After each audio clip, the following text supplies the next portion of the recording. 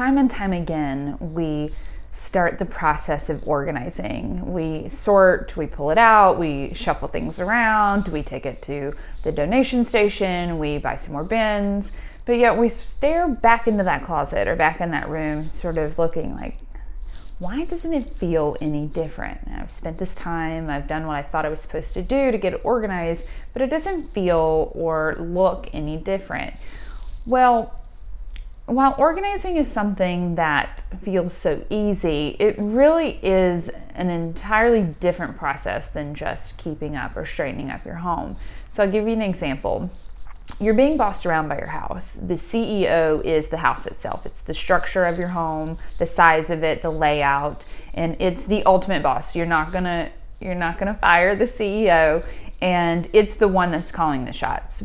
The second boss, the vice president, is the room, the closet, the layout of it, the shelving in the closet space. That's the vice president. It's also calling the shots on how that specific space is going to be organized, while the house itself is saying, this is how much space that I have and willing to give to you and your family and all your stuff. But the third boss, and this is really the silent boss, this is the one that's the most annoying because you don't see it, doesn't have an office in the corner with a big plaque that says CEO or vice president.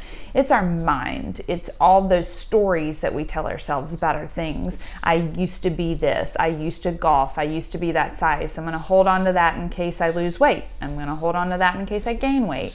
I used to go skiing. Well, if I get rid of that, then I guess that means I'm not going to go play golf ever again or play tennis, or I'm never going to be that size. It's all of those stories that are wrapped into our things.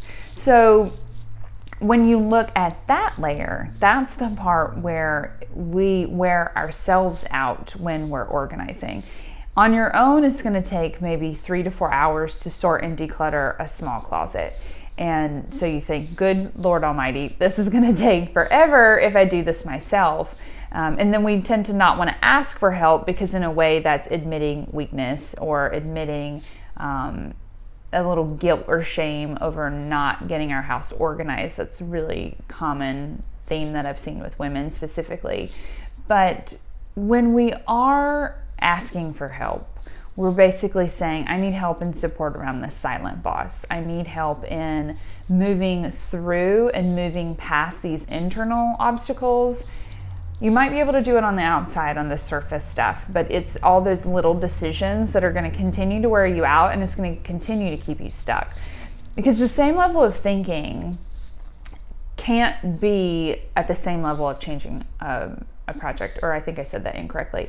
So you can't change something at the same level that created it. You have to change the thinking behind it. And for the last 9 years, that is what I've done. I have supported clients in their journey to having an organized home. It always spills over into organization with our time, organization with our money, and really slowing down and pausing and creating some space in our life to see what is really important and where were we spending out in the past and where do we not want to spend out in the future.